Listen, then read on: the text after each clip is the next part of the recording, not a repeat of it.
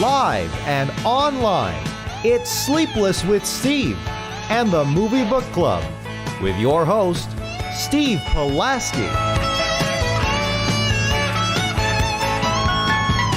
Back and better than ever, Sleepless with Steve live on your Wednesday evening. Steve Pulaski behind the microphone, joined as always by my two inimitable co-hosts. Got Joe Viso on the theater screen, Dominic Guanzon in the trademark blue polo. This is Sleepless with Steve.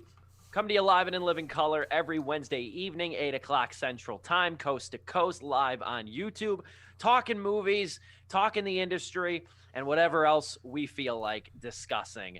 How are you gentlemen today? Somehow, some way, it's almost April. Easter is next Sunday, I believe. And somehow, some way, we're moving right along. I don't know where the hell March went. I think it must be just all the double headers and back-to-backs we've been doing of this show. Joe, I'll start with you, though. How's the week in your mind? It has been a busy week. Work has been beating me up, man. It's been a lot of work I've been having to handle. So much so that within the upcoming weeks, I've been trying to stay ahead of the curve of what we're reviewing and just watching as much as I can possible. Because today I had to squeeze in one of the movies that we're reviewing very last minute. And let me tell you, it was a hard sit through after a long day of work. And it was not the one that's 4 hours long. And it was not the one that was 4 hours long. I made sure to get that out of the way the night it came out. Yeah, we got two long movies to talk about today. Before I get to you, Dom, I'll just mention this. We're talking about Warner Brothers' new deal with Regal, which I think has kind of flown under the radar. I haven't seen much about it, thanks to Reddit. That's how I found it. We're going to review Cherry, the new Tom Holland movie that's currently on Apple TV+. And Joe is coming at us at the end with a review of Justice League, the brand new Snyder Cut. And I might even, not to distract the men over here, because Dom watched about half of it, but Joe's the one who sat through the entire thing, interested in his thoughts. I might just turn my camera off for that segment so as not to distract the boys, and it'll be Steve Pulaski staying out of the discourse. I don't do that enough. And I think today would be a good practice for staying out of the discourse for something I didn't really care a whole ton about personally. But I trust Joe. He's the expert with this field. I'll give him the floor for as much time as he needs to talk about a superhero movie, to talk about the Snyder Cut. So we really can't ignore that, though, on Sleepless with Steve. Dom, sorry for the wait. How are you doing, my friend? Good. So I do want to say that I don't know if the frontman for Rascal Flatts is the least attractive person in the group, but I do know that the most attractive person in the group, from what I've seen, is not the front man. So I don't know if I go that far, Steve, but I will say that. So just in case. Context. No, yeah, you don't need context. That's fine. But I've gotten in Joe's boat. It's been a very busy week at work. The weather is nice, however. It is very, very nice, and I will take that. Even with the rain, I'm like, screw it, whatever. It's a nice breeze, nice cool down. But it's been fine, and this week has been a slog in terms of movies. So I'm in that same boat. It's been rough with those two back-to-backs. It was not a great pairing this week, but that's just how it rolls sometimes. But thankfully, I bought some Milano cookies, and I'm all good. That's all I need. Hey. Better than Oxycontin. Better than Oxy, to say the least. Now, you can't tell me Gary LaVox is not the least attractive member of Rascal Flatts either. Great voice, beautiful voice, not attractive. Joe Don Rooney takes the cake in that group, but that's neither here nor there. And you see his bare ass in the music video to I Melt. That's neither here nor there. Anyway, moving forward. Oh, look at Dominic over here. Horny in the chat today. Moving forward. Holy hell. We'll start with this. Warner Brothers in the news. Warner Brothers' new deal with Regal, second largest theater chain in America, effectively nixes, love that word, doesn't get thrown around very often, nixes the same day HBO premiere for theatrical movies beginning in 2022. Now, I feel like you got to do 6 Degrees of Kevin Bacon to make that make sense. Here's the background. HBO Max is owned by Warner Brothers. Warner Brothers made the executive decision at the tail end of last year. Yeah, like in November. Something like that, yeah. They said that they were going to release their entire catalog for 2021 in theaters, in addition to letting those movies be available on HBO Max for 31 days. That's how we got to see The Little Things. That's how we got to see Tom and Jerry. That's how we got to see Wonder Woman, Judas and the Black Messiah. That's how we got to see all these movies on HBO Max, at least for a limited time. And coming soon, Godzilla vs. Kong, which drops March 31st. So we've had this really great privilege, this really unorthodox, shell-shocking move for the industry to let these movies be streamable while being in theaters so people can make the executive decision themselves in the time of a pandemic. But the deal is, again, with Regal Cinemas. That's the second largest theater chain in the U.S. And Regal wants to reopen theaters essentially April 2nd and then phase openings. They want to have all their locations open by April 30th. That's kind of their goal from what I've read. And that coincides, again, with the release of Godzilla vs. Kong, which comes out at the end of the month, and Mortal Kombat, which comes out in the middle of April. Regal will show those films of Warner Brothers, but it's conditional that they don't premiere the same day on HBO Max. The new kicker now, and this is where it gets interesting. The normal theatrical to DVD, or theatrical to streaming more so, window is 90 days. That's kind of been the rule of thumb now with the industry for the last several days. Well, Regal and Warner Brothers went back and forth. They got it shrunk now to 45 days. So I'm trying to think. I'm not really – I do all I can to keep up with what comes out in 2021, let alone 2022. So I'm not totally sure what is going to be out from Warner Brothers next year. But hypothetical, if a movie gets released in the theaters on February 1st, 2022, it won't be available on HBO Max till roughly March 16th, March 15th, somewhere around there. So it gives the theaters a 45-day exclusivity period right there to show the movie. I anticipate over time, I truly do, because this has got everybody thinking that like theaters are going to be obsolete. And I'm not sure the direction you guys want to take this, but I want to mention this though. For all the talk about the death of theaters, people don't realize the literal billions are at stake because of them, and how much money theaters rake in. It is still and will continue to be the dominant form of profit for movies. I anticipate over time, we're going to see a boomtown in so many ways. With this vaccine distribution getting ramped up across the country, maybe this summer even. Streets and bars this summer and this fall are going to be friggin' alive. Oh, God. In addition to outdoor dining is a component now, because I think a lot of restaurants, especially in cities, are going to keep that. So the streets are going to be alive. That's what kind of getting me out of bed recently, like in these last few weeks, is that I think you're going to see a boomtown of people going out to eat more once they're vaccinated, people going to bars and restaurants. And I can't tell you how many times people have said, like, I haven't been to the movies in so long, even pre-pandemic, maybe months even before last March, hadn't been to the movie theater. So I think there's a really good, talking optimistically, I think there's a really good chance theaters come back and come back strong. The convenience of streaming is unmatched, but like, I'm going to watch Godzilla vs. Kong on HBO Max next week, and that's one of those movies that like, the home screen doesn't do it justice. Some screens do it better than others, but it's that immersive experience that brings us all together. But focusing more on the Warner Brothers deal with Regal, I want to hear what you guys have to say about this before we jump into our review on Cherry. Dom, I'll start with you. Yeah, no, I am absolutely excited for America to go from Boomer Town, where it's only the boomers who are occupying restaurants, and because every time I go in to pick up food, it's like, it's an older couple that doesn't think the coronavirus exists, and then actually going from Boomtown. And I honestly, I'm not even joking. I think I will cry when in the fall, when everything's good for real, CDC, Fauci, everything's like, hey, we actually beat it. Good job, everyone. Maybe that won't happen, but when it's really safe to do that, I will be super happy. And this deal is I'm interpreting the exact same way. It's a sign of hope, actually. It's a sign of things returning back to the true normal, and it's hard to overstate that. Yes, streaming got a big boost, and people really learned. People really picked up their streaming services this past year.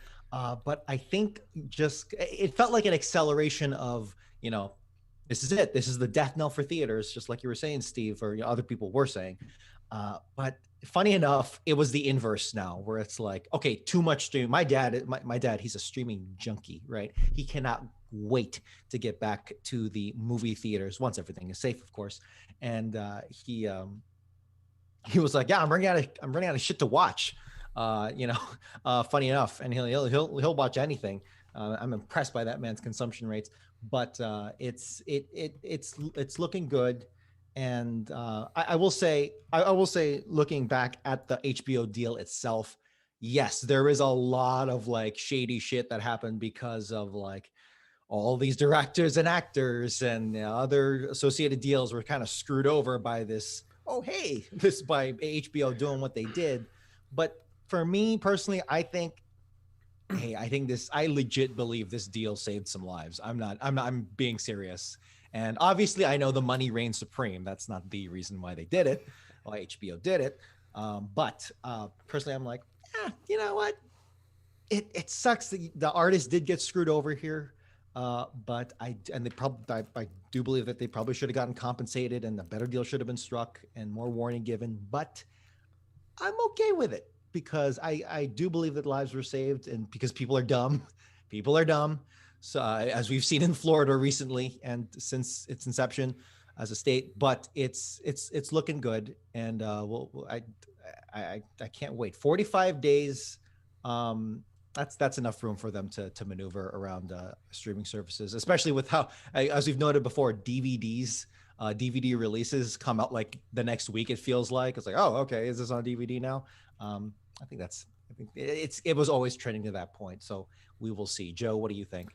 I'm gonna piggyback off the thing you were saying, where it's like, I'm glad we did the HBO did this deal, and like, even other studios made deals with streaming services or decided to do video on demand right away. Because this past week I saw a video on Twitter of a dude in Florida on top of a police car with the American flag, face painting himself as the Joker, waving the American flag, saying, "We beat COVID! We did it!" And then proceeded to throw a bunch of Benjamins into the air, and people all ran to him, picking them up. And I was like, yeah, thank God people are stupid, and thank God, this deal did happen. Go on, Dom, before I continue. Just real quick, the fact that he did that in Florida, of all places, is like a soldier on Normandy Beach going, "We did it! We did it! We won the war!" Like, as the bullets are flying past him. It's like, while D-Day's still going on. We keep interrupting. Let me add. I'm sorry. Let me add. From the radio station I work at, we do this. We have a segment on our website. It's called Offbeat News, and like just random weird stories we could talk about on air, just quirky stuff. My news director actually made a graphic whenever there's a story of Florida. He made a graphic that says "Florida Man," specifically for Florida stories. So there you go. Joe, at long last, continue. No, you're good. You're good. And like, the deal, of course, yes, I totally agree with Dom. It probably saved some lives, and yeah, theaters had to take a hit there, and it's unfortunate. And like, all three of us, I know, love going to the theater. We love that experience. And Steve brought up Kong versus Godzilla, and it's like, I see, like, today on YouTube, some of the clips leaked out of people watching the movie in theaters and across the world, where this isn't that big of an issue anymore, COVID-19, and just like seeing some of the clips and like hearing a movie audience going, "Oh," is like, damn, I do miss that though.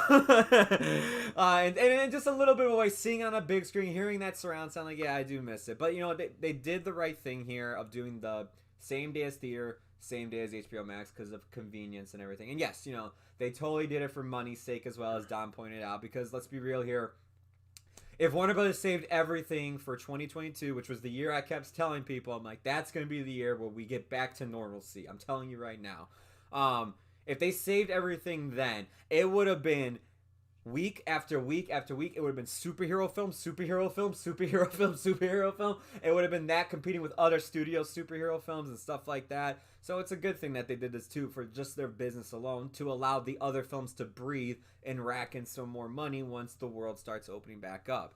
In terms of this deal with Regal, though, I think it's interesting. I mean, I guess that means, like, you know, these movies won't play at AMC, which, you know, I'm gonna go back to my AMC A-list membership, but unfortunately, I won't be able to go see Warner Brother films under that membership, which kind of sucks. That's the only negative side that I see from this, is that for people who are attached to a movie subscription service, which, by the way, I don't know if any of us kept up with that Movie Pass thing. Did anything come of that? Oh man, I totally forgot to check. Call out culture over here. I think if it was something super significant, we would have heard about it. But yes, continue. But yeah, you know, like anybody who has those subscription ones, I know Marcus Theaters has like a basic ghetto one, or, you know, the Cinemark Theaters has one as well, where it's like pay $8.95 for one movie, get a discount on popcorn. The fact of the matter is that those people who pay for those subscription services now, you're kind of like ruining those theaters. I know that's competition and everything, but still, I think it's not fair for Warner Brothers to do that. But then again, I mean, look at the situation we're in, man. If you need to start getting people back to the theaters, and by doing that is actually being like, well, if you want to see Matt Reeves's The Batman, you have to go to theaters or wait a month and a half. And knowing how, you know, nerds are and spoiler culture is, they're going to want to go see this movie before they see something on Facebook, Reddit, whatever, so they can participate on discussions online, not get anything ruined for them. I see what they're doing here. I think, like, you know, them waiting for 2022 at least, and them not, like, reversing the deal they did this year, I think that was cool of them. And we'll see how it works out. I mean, like, Paramount Plus is going to be doing the same thing for this year when it comes to the movies Mission Impossible 7 and A Quiet Place 2. So we'll see how this works out, and if people are actually going to go to the theaters during this year, at least, to go see Mission Impossible or Quiet Place, or just say, screw it, I'll wait the 45 days and see it on Paramount Plus. Well said. Well said, Joe. Hey, you guys want to know what came of that Movie Pass website? What's up? Oh God, this is wonderful. I haven't watched the 1-minute video that's tied to it, but it says, please wait until the movie starts. This website was made with around $20 with no purpose other than to fool friends. It was tweeted out by a Twitter user who we have no affiliation with, and the media picked it up from there. Some articles claim this was an official Movie Pass website, which was completely fabricated by those journalists. Wow, my screen my screen just says website expired. No, it's a different website. It's moviepass.ventures. Oh, okay. That was the website. So, man, what a elite cock tease right there. The internet, people. Don't believe everything you see on the internet. Wow. Fake news. We got news. And that's why I said, too, if it was significant, we probably would have heard about it. You know, if it was something completely different. I hope, I kind of wish they would just post that video of the College Humor CEO guy who did that video on Movie Pass. I don't know if you've seen it. It's pretty great. It's like, just post that at 0. 100%. We shall move forward. However, we shall move forward and talk about Cherry.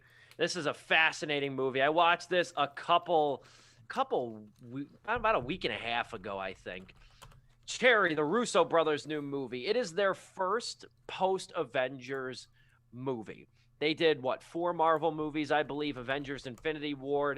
They did Avengers Endgame, Captain America, and Thor. Captain America, Winter Soldier, and Thor. No. So they've done... both Cap movies, the last 2 ones. They never touched the Thor movie. That's right, okay.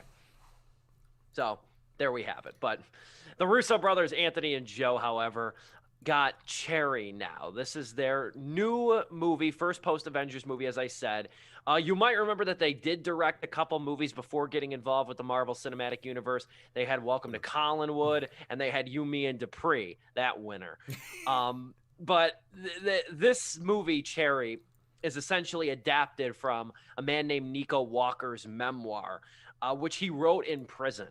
And he was war veteran turned drug addict turned bank robber, essentially. Wrote this memoir in prison and sold the rights for $1 million. Fun fact, he actually used the money he made selling the rights to get this movie made. He used the money to pay back the banks he robbed. Oh, wow. Yeah, that was a tidbit of this story that I thought was pretty fascinating. So tip of the cap to Nico Walker there. People do change. But Cherry is what I call a Monet movie. It's good from far, but it's far from good. And that's what this movie is for the Russo brothers. There's a lot to talk about. This movie is a hot mess. It's a watchable hot mess, but it is a hot mess. I almost, when I watched this about a week and a half ago, I texted you guys and I said two things. I said, like, number one, it's like, there's so much in this movie, number one. And number two, like, I can't wait to talk about it. Number two, like, don't watch this when you're having a bad day. This movie will not lift your spirits whatsoever. You know, this is a depressing movie that revolved Ciara Bravo, who is from I guess her claim to fame was Big Time Rush. I've never seen her before. But she's in this too, and they play a young couple, and it's basically about him being a war veteran, him having really no sort of direction in life, goes off to the army, winds up going through the grueling basic training, then circumstances happen, gets put through the ringer in the war, in the Iraq War. This is just after 9/11, goes home, then basically becomes addicted to opioids and eventually heroin, ropes his wife into it, and then winds up robbing banks to pay for his habit and the money he owes drug dealers. This is a 2.5-hour movie, too. It is miserable, utterly miserable in terms of just the content that it spews at you for those 2.5 hours. But there's a lot of issues I take with this movie. And I think the number one I take, just to start us off, you guys can go in any direction you want. I'll turn it over to you in a couple. The first issue I have, though, is how the Russo brothers, they dogpile styles and different things onto this movie. The first hour alone, they introduce these on-screen graphics that have like walls of text appearing in the world of the movie. There's fourth wall breaks that don't really make any sense. There's incessant, grueling narration that basically talks over what we're already watching and tells you what you're already seeing. There's weird canted angles that don't fit. There's absurd pop elements in the back, like how the bank, Citibank, is called Shitty Bank. There's so much weird stuff and weird style in this movie. They couldn't figure out how they wanted to tell this thing. And so it just comes off as like a hybrid of 6 different styles of movie. And there's also chapter breaks too, as if they couldn't help themselves.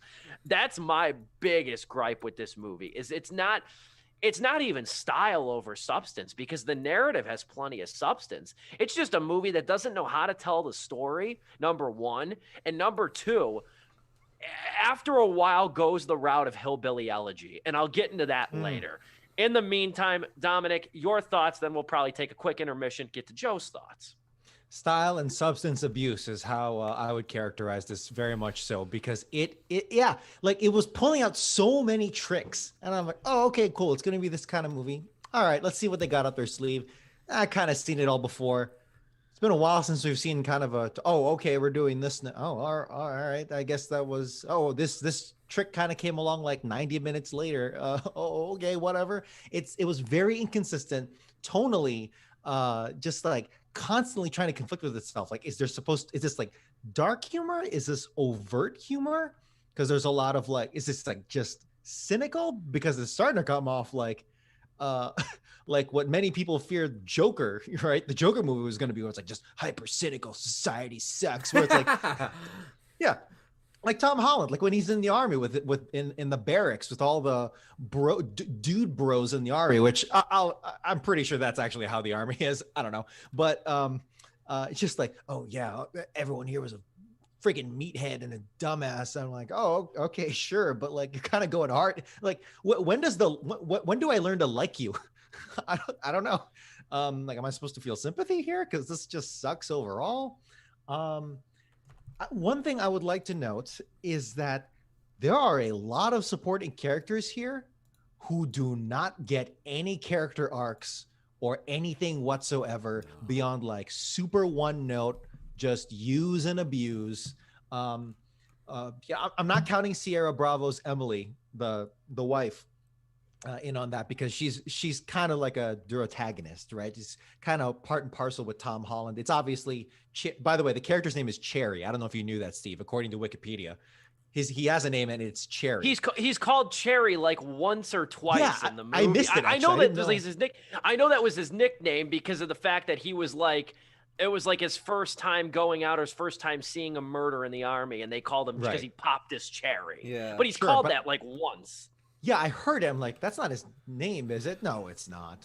Anyway, it's irrelevant, much like a lot of other things in this movie. But yeah, like a lot of characters are tossed aside here. Like there was one character, it's like, yeah, this is Sergeant. Actually, I think literally whomever, right? This is Sergeant whomever. It's Dr. whomever, and it's Sergeant something. Like they gave him a nickname like that too. Yeah. Which, by the way, again, some of these tricks don't even work. Going back to that for a second, where it's like, wait, a lot of this was happening before you started taking drugs and before you started like getting PTSD from the army. So it's like, why did you wait? No, you're supposed to show like a transformation over time. I don't know. Maybe it's a flashback. Because it would make sense. It would make sense when he's on drugs, because it's like, who cares what the name of the bank? Who cares the name of the doctor? Right. But it's done that well in advance, even when he's still sober. Yeah. Yeah. Anyway, it's like, but there's like one character who's like, oh yeah, that's the sergeant. He was one mean son of a bitch. Never, like 40 seconds, never shows up again. And it sounded like the narration was like, wow, this is going to be like a lifelong, mentor or some. No, he's just there, says a couple of swear words and F's off, his army buddy, Jimenez, right? He shows up for a little bit, dies, spoiler, but like, really, he's literally there for no other reason except to serve as like guilt, tragedy porn. Yeah. As just, he's the buddy in a porno film that just doesn't do, like, he's there as a supporting character to make everyone else look more attractive, and then he leaves and then they do their thing. And he's used. He's just used. There are some characters like Pills and Coke, the kind of the drug dealer. I actually really like that character a lot. I thought it was kind of very different from a lot of other kind of drug dealer types or whatever. But no, totally. Because like you think like drug dealer, you think of like some bummed out guy, exactly like Tom Holland's character. Actually having to be like a white boy who's like rich at home and everything. That was actually kind of like frat boyish. Yeah, I was like, oh, this is actually refreshing. With money, but also like no experience except very privileged, no experience under his helmet at all. And like, he is actually one of the standouts from but everyone else, it's like James Lightfoot. It's like his friend with the beanie. It's like, this is a completely useless character, sadly enough, because this kid was trying to do something here. I can Daniel R. Hill, I think, is the guy who played Black, that like drug kingpin. And I had to laugh because the couple scenes he's in, they cast him in this shadowy light with this guttural voice. He might as well have been Thanos for all I fucking care. Oh my god, the minute he got in that car and like his voice boomed, I thought I was literally about to see that purple chin dude like just sitting there with the Infinity Gauntlet, like, I need my stones. Was he wearing the stones out of the brothers, I guess? Was he wearing a mask, or was it facial tattoos? It's his tattoos, yeah. What kind of dumbass bank robber, accomplice, drug dealer has facial tattoo? Well, I guess that's just crime. Stupid people are criminals, but it's like, you would think you'd be low key about this, but whatever. Low key like you fight Thor. There you go. It's like this is not likable, and this is a roller coaster of tonal shifts in a not fun way. It's like, are you trying to be Hillbilly Elegy, or are you trying to be the Car movie by the guy who did Scott Pilgrim? Baby Driver.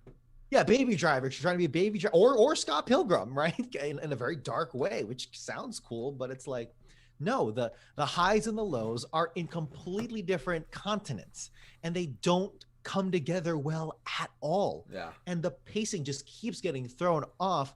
The chapter breaks or whatever, but they certainly don't help. And it's just a very frustrating movie, because there is a story here about the opioid epidemic. There is a tale to be told about the 2008 crash, the 2007, economic recession, and how tens of millions of people were screwed over by that. And, in combination with the opioid epidemic and the Iraq war, it's like, God, that whole decade was shit, dude, for so many people, all across, racial boundaries and economic lines. But it's, it's either like, when it was tried to be taken seriously, it didn't hit right, or when it was tried to be funny or try to be stylized, instead of being something clever or even like cynically clever, instead it just comes off as kind of disrespectful almost, because it's like you're bouncing all over the place. At least overall, I'm sure in isolation some of these YouTube clips will do well, but overall when you sit down with the film, it just didn't feel right after a while. And that's what I'll say about just tonal shifts and the characters and just the unlikability, sadly, of this movie. And from there, I think we'll go to an intermission. We'll get Joe's thoughts when we come back, and then I want to jump on that about I mentioned Hillbilly Elegy earlier, and you kind of touched on that too a little bit. I'll have something to add to that after Joe gives his thoughts, but we got to take our brief intermission, brought to you by Zoom. Stay tuned. We'll be back in about a minute and a half, 2 minutes. Back with more Sleepless with Steve.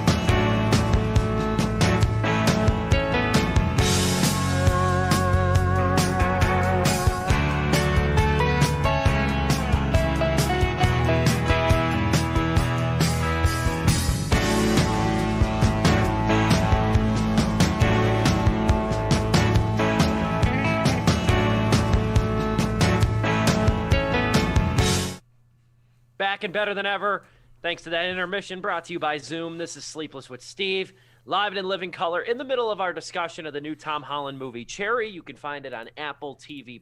Just came out a couple weeks ago. We're breaking down that review. Like a lot of Dom's points, I'll connect a couple of them to my own personal thoughts in a few. But Joe, your thoughts on Cherry? You watched it more recently than both of us. Yeah, I literally finished it about 2 hours ago. I'm not going to piggyback off of what you guys are saying because I just completely agree with everything you guys are saying. It is my biggest issue with the film is the tonal shifts, everything Dom was saying, everything that Steve was saying when it comes to stylized parts in the movie. I like the idea of it that as he's using drugs, the world is getting crazier around him and stuff is just being shown for what it is. Capitalist One instead of Capital One Bank. That's cool. Those are cool ideas. But the fact of the matter is that they didn't know how to implement them that well. I'll say something positive instead. And it's probably the best thing about this movie that I've seen everybody comment on. And I'm wondering if you guys feel the same. But again, just like The Devil of the Time, I think Tom Holland killed it in this movie, man. I thought he was really good. If there was one thing that kept me going throughout the film, it was his performance. Just once again, I mean, he literally said in an interview for this movie, the reason why he's doing a lot more darker films like this is because he doesn't want to get typecast as Spider-Man. And after seeing these last two movies, it's like, okay, Hollywood, don't typecast him because this kid's got really good chops, and I want to see him in better projects. I like Devil All the Time a lot, but I would love to see him in better things than that too. And that's the one thing too. I look at this movie and it's just like, damn, man, this really could have been maybe an Oscar caliber performance for him, something to actually fuel him to get an Oscar. But the film overall, I don't think it's just worthy even to give him the best actor nom. It's just as good as he was, it's the film overall, I don't think can carry it that. But I think he does a tremendous job here. The scenes where he is tripping out on drugs, he nails it. I think he doesn't do that overacting that we saw in the early 2000s, late 90s when it comes to people on heroin and all the other stuff where they're wigging out and everything. just the facial reactions he has, just like the twitches he does, the little hand movements he does with his face, like when he's first doing ecstasy. I was just like, man, I'm not gonna name any names, but I've been to parties and I've seen people on this drug, and that is how they acted. So it's just like, wow, like he actually nailed that. Maybe he actually was on drugs during the filming. I don't know, but yay, whatever, committed to the role. But even the scenes where like he's breaking down and crying, he's suffering from PTSD and everything. It's great. He does a great job here. It's just I want to see more roles from this kid like this movie, just in a better damn movie. A movie to give him a better story to get behind, and also just substance to add to his performance rather than distract from it. Yeah, the devil all the time proved that he could act, and Cherry, I think, proves that he can elevate lackluster material. Yeah. Or at least lackluster directing. Because if there's a word I kept using in my review of this movie, which you can read on influxmagazine.com if you so desire, the word I kept using is over-directed. It feels like the Russo brothers couldn't keep their hands off of this thing because the movie is a dense drama. It really is. It made me want to read Nico Walker's memoir, because I read even excerpts of it, and it reads really well. Everybody I talked to that has read the book and watched this movie said the book is 100 times better. There's just so much polluting, so much ancillary stuff that pollutes it. And going to Dom's point, too, about how I compared it a little bit to Hillbilly Elegy, and he said that it was more like in line with that poverty porn sort of aesthetic thing, or at least that direction. I'll even jump on this, too, is that they clearly, the Russo brothers have claimed in interviews that this thing is supposed to be about the opioid epidemic. It's not.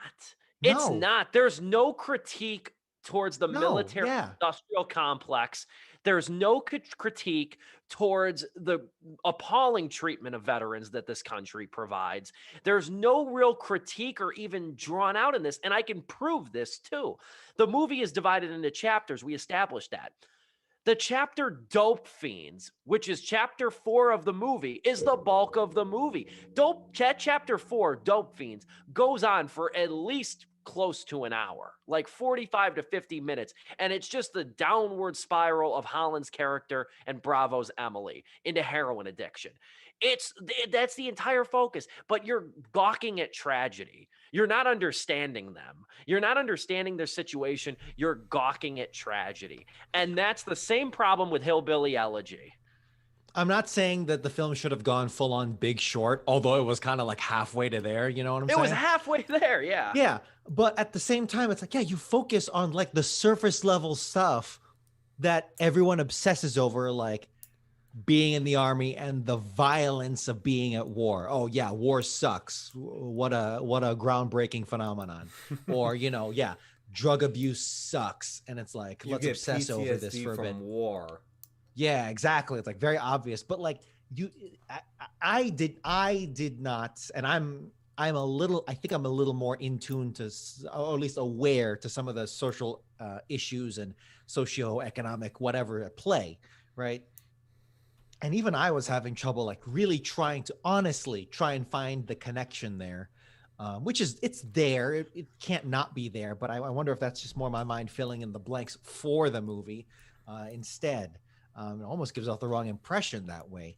But it's messy. A lot of what Tom Holland does in the film is despicable and hardly redeemable. But we don't get to see we don't really get to fully revel in the effects of his actions. Like I was saying about how his friend, he's just there to die in the army, right? Or the people in the banks that he's robbing and traumatizing at gunpoint. It's like, okay, they're just there, whatever, cool. And then like we never. I mean, I had read that this was even a critique in the Nico Walker book, where it's like, you don't really sound like, at least in the book, it doesn't look like you're really making amends. You're just kind of talking about yourself the whole time. Which again, it's an autobiography. I haven't read it, so I can't pass judgment there. But it's just messy, and it sucks because yes. Joe said enough about Tom Holland. I wanna go to Sierra Bravo here, Nickelodeon baby. To this, like, damn, you are going through the ring of fire here, and you are killing it. It also doesn't help. I'm sorry. it's uncomfortable in a good way. That actually both of them, Holland and Bravo, look 18 or like 17, right? They're baby faces 100%.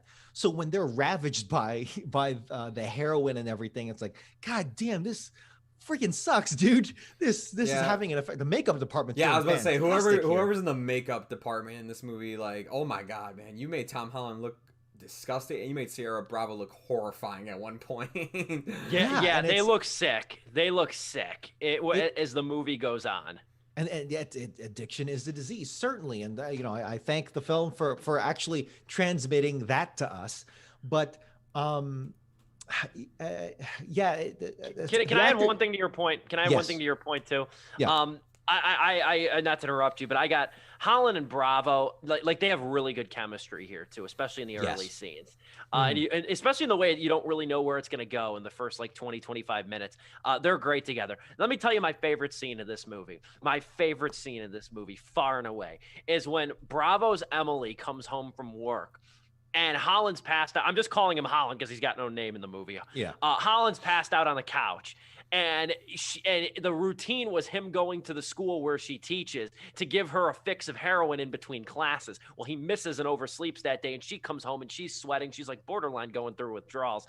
And this is how absurd this damn movie is, but it's so great. Is when she like cuddles up to him because she can't inject the heroin because she's shaking too badly, and he goes and injects her, all while Henry Jackman's annoying, overbearing score plays this lush romantic music over it.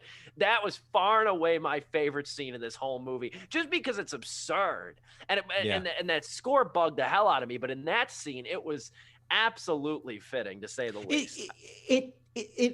In many cases, it does hit. I did actually enjoy the first half of this movie. Same here. I was enjoying it, despite the flaws that we have been pointing out and are notable. It's like, no, I am digging this. But by the second half, when you are tits deep in the addiction and the crime and the sadness and the whatever, I don't know. It's hard because it's like the movie is something in theory you think it should be, but the execution just isn't there, and it's hard to really pinpoint what it is, except that yes, it is over directed. In some cases, it doesn't feel like that. In some cases, they do something bold, and it actually does work. I actually thought some of the army scenes, despite being kind of cliche in many aspects, there's one shot that I really liked where it's like Tom Holland is narrating some of the few times where his narration isn't overbearing, but it's like, yeah, at some point, it just feels like we're just playing army, and the army is just playing army, and then it cuts to like literal children doing the exercise, and then it's like a bunch of army dudes wandering, or like 100 army dudes like screwing around in an open field. I thought that was a really cool not allegory, but a visual thing that we can experience. Although again, he wasn't among PTSD in that time, nor was he under Oxycontin or heroin. So again, narrative weirdness there, but still, I thought it was cool. But like, it feels like it's trying to be a lot of things, right? It's trying to be it feels like it wants to be Big Short. It feels like it wants to be Hillbilly Elegy. It feels like it wants to be Scott Pilgrim in some senses. It feels like it wants to be Wolf of Wall Street. But Wolf of Wall Street has, 10 times more drug addiction and the fun of it. But that plays into the fun. And also the story is built to have characters that you're not supposed to like.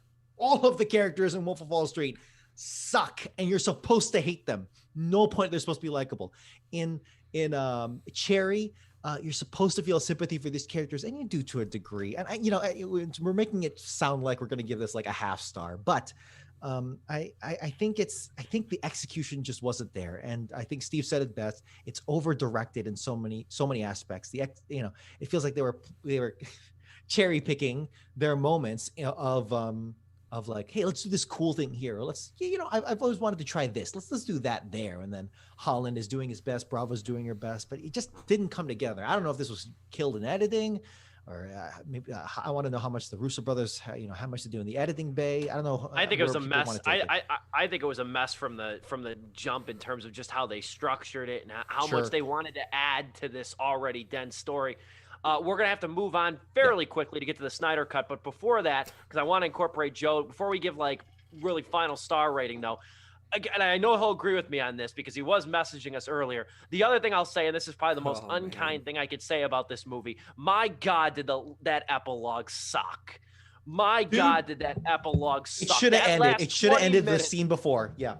That last 20 minutes goes on longer than the 2-hour movie that precedes it. It is so long and so drawn out. And it's not a content problem. Like, it's actually good that Nico Walker went to prison. It was the best thing for him. It's not that. We got to watch this long, like 3-minute drawn-out sequence of Holland turning himself in slow motion on the street corner before taking one final shot of heroin. Yeah. Then we got to watch in slow-mo the wordless, dialogue-free court processions. Sequences. Yeah, court proceedings and everything. It is the longest 20-minute, ass-numbingly long. And I know Joe agrees with me. Oh, no, yeah, because like the entire time that they're doing this scene, you have this woman in the background going, oh, and it's just like, oh my God, this is making it feel, I almost used our F word, this is making it feel even longer, man. Like, this is going on way too long. Like I said, I finished the movie about like 2 hours ago, and I was texting these guys like, oh my God, can this just wrap up already? Like, Jesus Christ, I get it. He's about to be arrested. The fact that, like, I honestly was sitting there like, my God, where are the police? Like, Bob's like 50 banks without a mask or anything. He's just a dude that walks up and like shoots the ceiling twice. And the police suck in this this movie. Oh my God, but they do not know how to respond to bank robberies. Even to get to that last thing where he's just sitting on the corner shooting himself up with heroin. It's just like, my God, you guys are taking your sweet time. And it's not because it's in slow motion. The scene is just so played out. It's like, honestly, by the time I thought like as soon as he walked down the street, saw the sirens coming. But the fact he walks on the street, crosses the street, paces back and forth, pulls out the gun, shoots in the air 3 times. And like, this probably doesn't sound that long, but it's all in slow motion. No, it took so long. You know what I did? I actually rewound that part of him walking from the street corner and from walking across the street and sitting on the street corner. You know why? Because you could see the street light far enough down the way. That damn thing went through 2 light cycles in the spin. It went from green to yellow to red twice. That intersection went through 2 light cycles. In slow motion. In slow motion. That's how long that final scene was. It was atrocious. Because I noticed that at the end, and I was like, let me see how many light cycles this took in slow motion. That's good. 2 goddamn light cycles. You got to wrap this up. Oh my God. An Avengers climax. Let me just, my final sentence on this. This movie's pain and gain without the fun. It's thank you for your service minus the commentary. And it's The Big Short minus something to say. Yeah. And it's hillbilly elegy with its amount of poverty porn. It's not a terrible movie. It leaves us with a lot to talk about. Holland and Bravo make it worth it in some respect, but it's not good. It's over-directed. And I wish I would have saved this for earlier, but I'm going to say this. I think the Russo brothers are better producers than directors, and I'll leave it at that. Ooh. 2 out of 4 stars for Cherry. Yeah, I got to go with two out of 4. Sorry, 2 out of 4 as well. Just because there are moments that I really did enjoy, and they're like, oh, okay, hey, that was pretty cool. That's something new. But at the end of the day, cohesively, it's just not there. Shout out to Jack Rayner as Pills and Coke, really nailing that white boy awkward. I've never robbed a bank before vibes. They were good vibes. The way he left the bank scene too, like it's just strolling up there. Really a highlight. I'm not joking. But you know, if you're like 16 years old and you've never seen this type of movie before, ever touched on these kind of themes, and you're hot off Endgame, and you're like, oh yeah, Russo brothers, like, oh, they're gonna touch like drug abuse. I've never seen anything like this before. You're gonna walk out of here 4 out of 4 stars. Yeah. This movie's gonna blow your mind. Like, oh my God, I get cinema now. Yeah, 18-year-olds, 17-year-olds, 18-year-olds who have never watched the movie. It's like who've never seen a Scorsese film. Yeah, exactly. That are gonna love this movie. But 2 out of 4 because it's. I've said my piece. Joe, take it away. I'm also 2 out of 4 stars. I mean, I've hit on everything that these guys have been saying. I think we've been in unison throughout this whole review. I just literally copying what we've been saying, Control V it back onto the screen. But yeah, I mean, like I said, Tom Holland, Sierra Bravo, they're great together. They really are. And I love to see Tom Holland do more stuff like this. I even love to see her back in a film with him to do something like this again, whether it be like Bank Robbers or, another dramatic role. I think it'll be great. This is a great look for him when it comes to how much he can carry a movie with poor material and also just poor direction, like that he can elevate it, as Steve said. And he, honestly, him and her, they make it worth sitting through. It is oh my God, and wait till I get to this next movie, what I'm about to open up with. But for a 2.5-hour movie, I mean, it is a rough sit through. You feel it. You feel each minute. I kept checking my watch. I mean, my phone throughout watching this movie. Like, Jesus Christ, this movie's not even close to being done yet. I feel like we're near the end. And as Steve said earlier, even though I had to step away, but when I came back, I heard this. Yeah, part 4 of this movie lasts way too long, man. Way too long. Wrapping up, when we got to that final climax and everything, I was like, all right, movie was all right. I'm like, 2.5 out of 4 stars. And then that epilogue knocked off that half star, and I was just like, yeah, 2 out of 4 stars. I'm sorry, man. You killed it right there in the end. That ending is the pits. It is the absolute pits. To a movie that's first 25, 30 minutes isn't so bad, and then it loses its direction by being over-directed. I'm going to take a backseat role over here now for the next several minutes because these gentlemen, at least Dom watched half of it, so maybe he can chime in, but I'm giving Joe the primary speaking privileges over here right now. He watched Justice League, the Snyder Cut, the much-discussed Snyder Cut. He knows a lot more about it than I do. I saw Justice League once. That's enough. I don't love the superhero movies enough to sit through it for another 4 hours. I respect that Zack Snyder's vision got released. I do respect that. That's pretty awesome, to say the least. And it's a good boost for HBO Max, which is the best streaming service today. With that all being said, I turn it over to Joe for his review of Justice League, the Snyder Cut.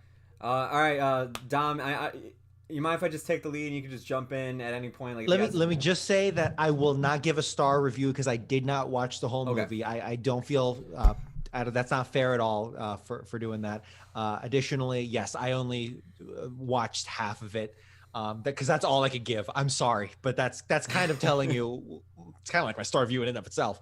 But yes, Joe, it's yours. I'll chime in every now and then when I can, but I'll give it to you. All right. Well, I'm gonna open up with this. I watched it the night it came out, and as you recall, if you go back through Sleepless with Steve's catalog, you can find the 2017 review of this film. And if you go back and watch it, there is a moment near the end of the movie. I just start the movie ranting about how much this disappointed me because of how I grew up with these characters. These are the ones I grew up with. And Dom slowly zoomed the camera in on my face as I was ranting. I just went off and off and off about how much of just like you could tell this was just corporate interfering and that they should have planned this all from the start. They rushed everything. They gave these characters to the wrong man at hand, and he led them down this road, and now look what it's gone and everything. So now we're finally back to this movie, and now it's back in the hands of the guy that I thought was taking this whole direction the worst way possible. So what do I think of it? I'll start with this. Is it better than the 2017 movie? Oh my God, yeah, it's better than the 2017 movie. I go back and I listen to what I said about the movie, and I've gone back and I watched Justice League. I'm like, man, it's gotten worse over time. Like, I don't know if it's because like stuff has come out about the movie now, or if it's just like maybe like when I first saw it, I was just like, well, at least it was a little bit more lighthearted than typical DC stuff has been, and like at least they tried to like change some of the stuff that people were criticizing them for. Because Joss Whedon, director of 2 Avengers movies, was the one who came in. Unfortunately, when Zack Snyder's daughter committed suicide, which is horrible. We're not, in the comment on that's terrible, the worst thing. And when that happened, I think Zack Snyder it was in the middle of fighting, like my vision. It was in the middle of all that, this and that, and then when the daughter passed away, it's like he rightly, had to step away, focus on the family for real, and like this whatever. And then Joss Whedon took over, and then it became the abomination that it became. So now we get to see the artist's true vision here. And yeah, Joe, keep going. And his true vision, I will say this: I did not like Man of Steel. I hate Batman versus Superman, but the Zack Snyder cut of Justice League is his best effort in the DCU. It is, like, to me, out of all the things he's done, this guy, like, when it came time to actually turn out this movie and like give his vision, I see where he was going for, and it's the best thing he's contributed to this whole universe. And it sucks that it had to take 4 hours to realize that, but hey, and being that it is 4 hours, this will be the last thing, and I'll finally get into more of the review. I don't think this movie would have worked in theaters even if it was 4 hours. I don't think it would have made the money Warner Bros. Was looking for still. If they gave Zack Snyder the vision he wanted, this thing still wouldn't have worked. But let's get started here. I'm going to start with the good parts of this film, and then I'll work my way to the bad stuff. Because I criticized that original film so much. Let's get this out of the way. A character that was totally botched in the theatrical cut of this film, but actually was improved here, is Cyborg. He's actually a character now, believe it or not. He's actually the heart of the film, and this is a total upgrade to people who are fans of the character that grew up with him, watching him in Teen Titans or even some other DC stuff. And also to Ray Fisher as an actor, because seeing the amount of screen time he gets here and what actually his character arc goes through and everything, it's like, oh yeah, man, I totally see why you were pissed off at Warner Brothers for the longest time for what they did to you, because yeah, you totally got gypped out of some really good emotional scenes between you and your father, and like a pretty good like arc, honestly. The next thing I want to focus on is that the Flash, believe it or not, is not annoying this time around. He starts that way. He totally does.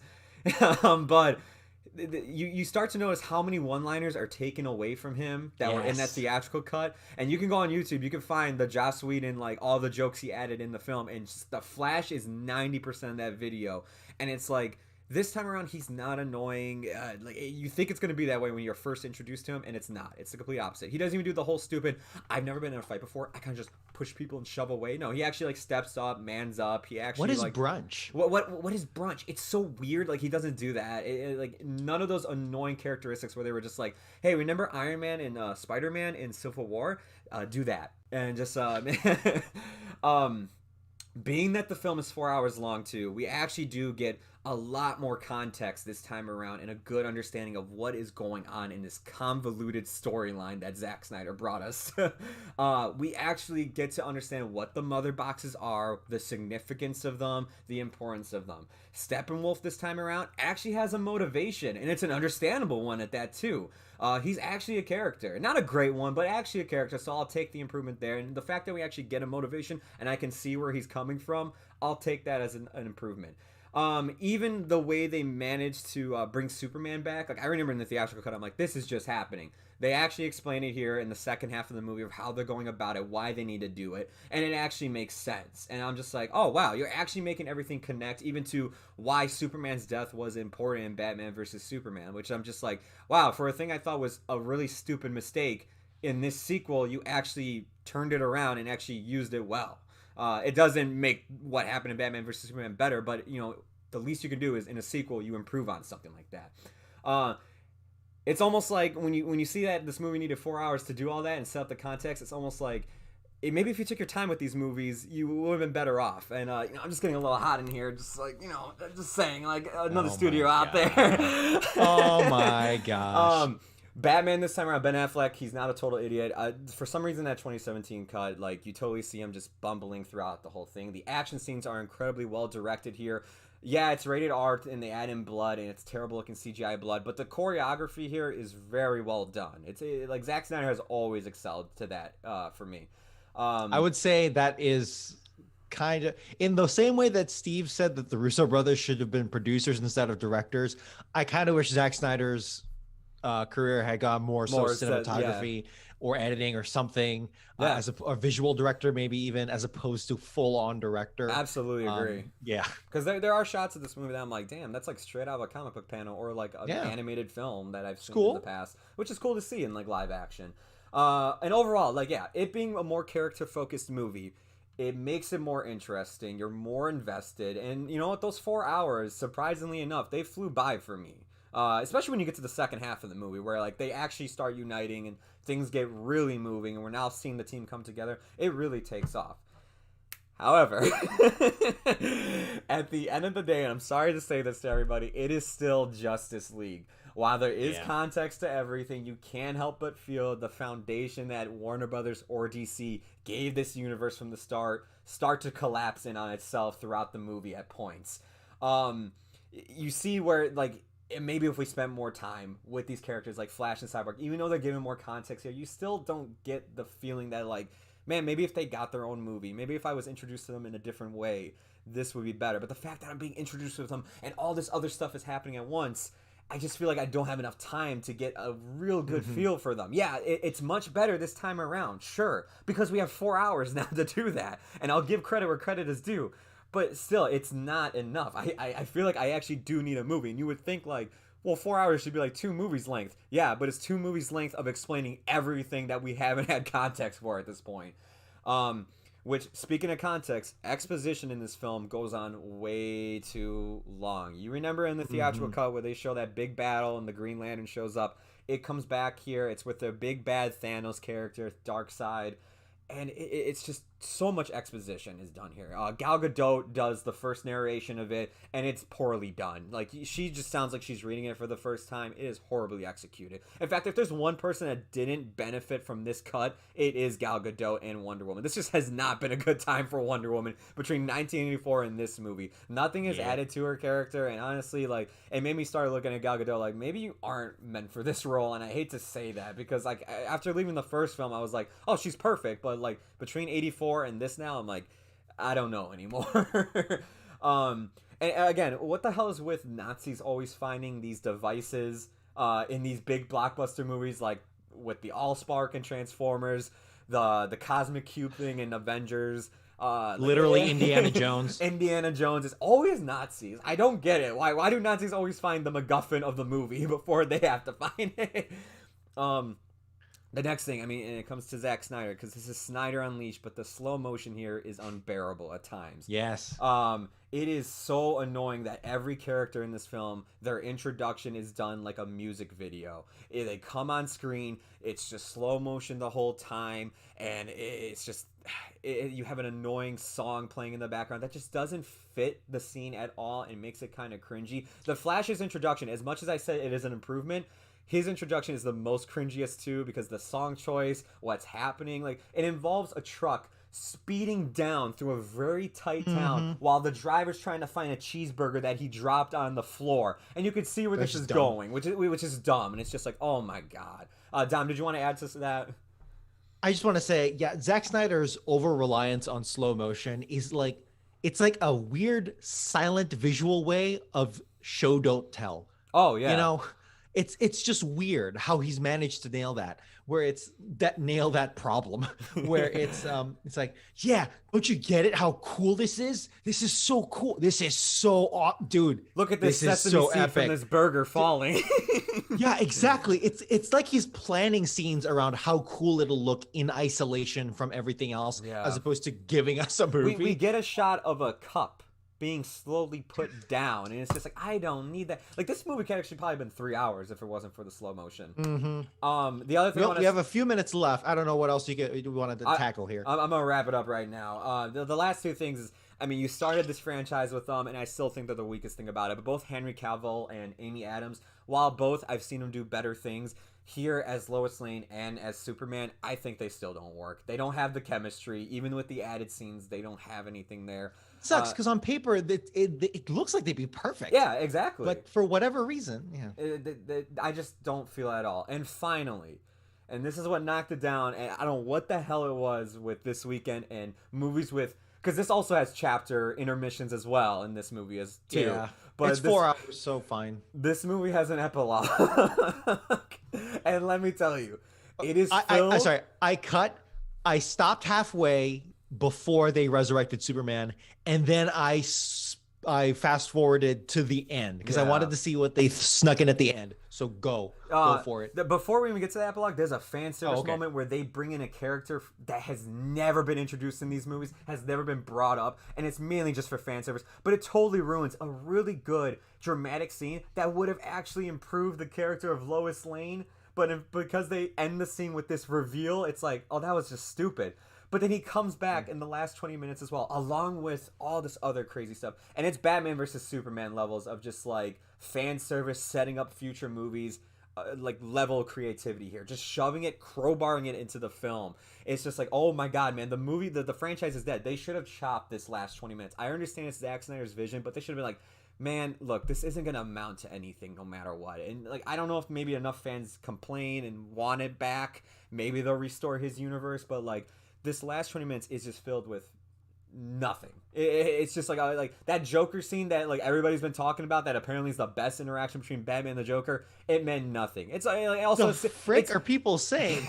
It also like I've seen articles saying that it's stupid. Jared Leto, like again, I just don't see it. Like I'm sorry, I don't see him as the Joker.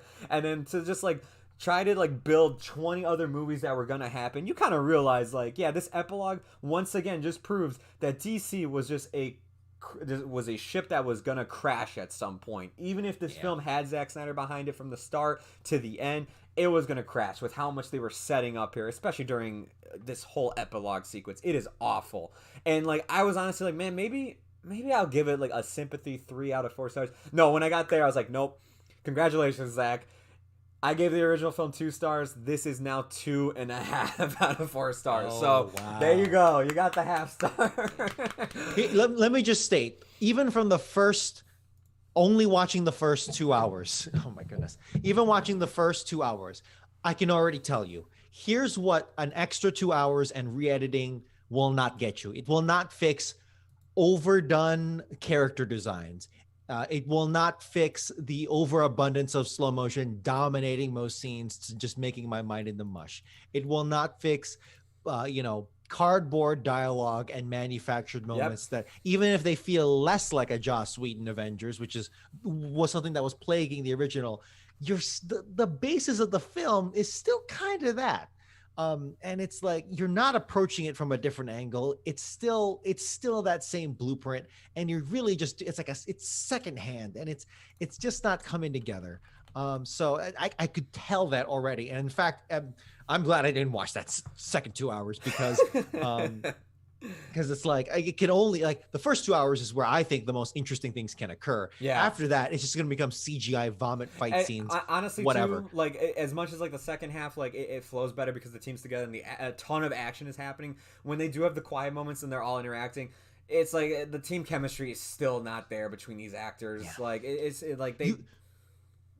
For something like this, right? It is the culmination of a movie universe, or at least a stage or a phase of one, right? You still needed to do the work in about 4 other movies in order to get this even to where if again, with this formula, with this specific method, history has proven you still need to do the work in other movies, and it just wasn't done. And let me state, as much as Marvel stands as we are, Joe being the hardest Marvel stan out of the 3 of us, I'll call them out though when they do something wrong, but yeah true. Me too. And it's like it has been plaguing Marvel for many movies. There's like more than a handful of a lot of misses and a lot of movies that are dragged down because of other issues, but at least they know what they are and they can lean into their strengths and they can do it right. This Justice League, no matter whose cut it is, was always going to be leaning into something that it was secondhand. It was trying to copy something, and it was never going to come into its own. It's a very good review, gentlemen, and a very good kind of encapsulation, I guess, of a 4-hour movie in roughly 15 minutes. Nice work, Joe, and good support right there too, Dom. That's going to do it for Sleepless with Steve. We're coming back with 2 very lighter movies by comparison next week. We got another animation doubleheader, our second of the year. We've got the SpongeBob movie, Sponge on the Run, which does not have a parody of the sweet song Fox on the Run. I was very disappointed, very pissed off by that. They missed a great opportunity. That's on Paramount Plus. We got a review of that coming next week, and a review of South Park, the Vaccination Special. So we'll have 2 movies next week once again to review on the show. I will join in on the last review too. I wanted to give the floor to Joe, though, because he has a lot more stamina and a lot more knowledge of the superhero genre than I myself personally do. But another great show.